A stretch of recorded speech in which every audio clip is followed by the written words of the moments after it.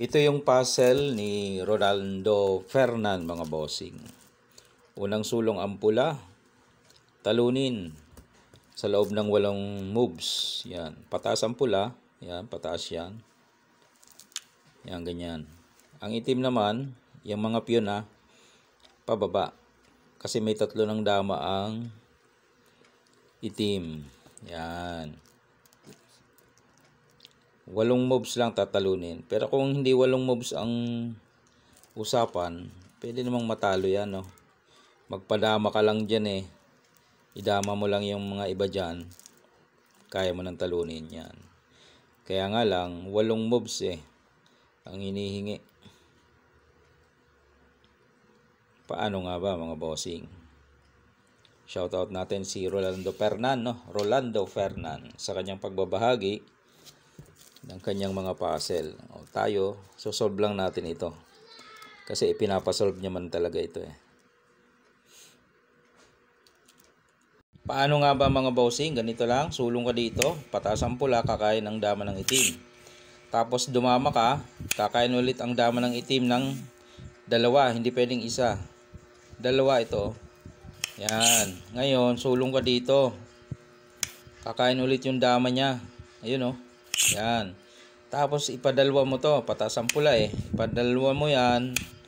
Then ipakain mo yan sa piyon, kakain ang piyon. Ipakain mo to, kakain yung dama, ilagay mo dito. Lock na yan, mga boss. Siyempre susulong yan dito. Kakainin mo. Wala na, lock na. Hindi naman siya pwedeng umatras, no? Dahil ang sabi sa rules, pababa ang itim, pataas ang pula. So pababa dapat ang sulong niya. Ay dahil may 2 nakaharang, ang tawag diyan ay trap.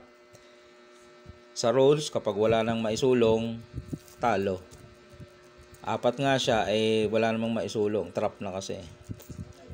Nababoy, nakotse. So ayun yung solusyon doon sa puzzle ni Rolando Fernan, no?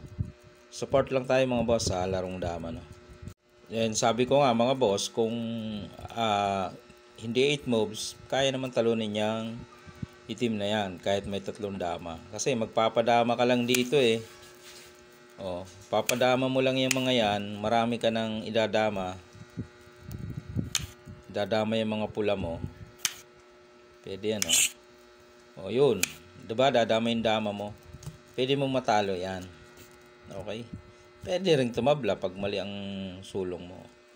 Pero dun sa 8 moves na ating ipinakita, ay mas mabilis yun. Okay? Mabilis yun, pakain.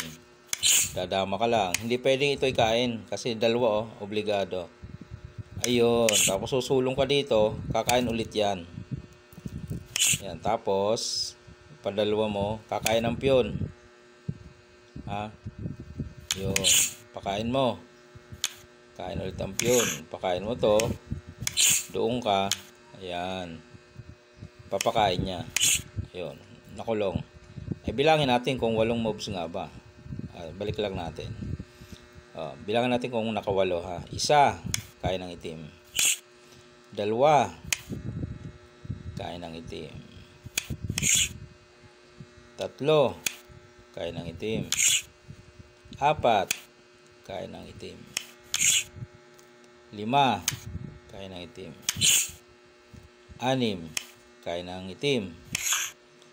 Dito ay pang-7 sulong. Yan. Siyempre, susulong pa naman ang itim. May sulong pa siya Pag sulong niya, kakainin mo 8. Ayun, sakto. 8 moves, mga boss. Ayos ba?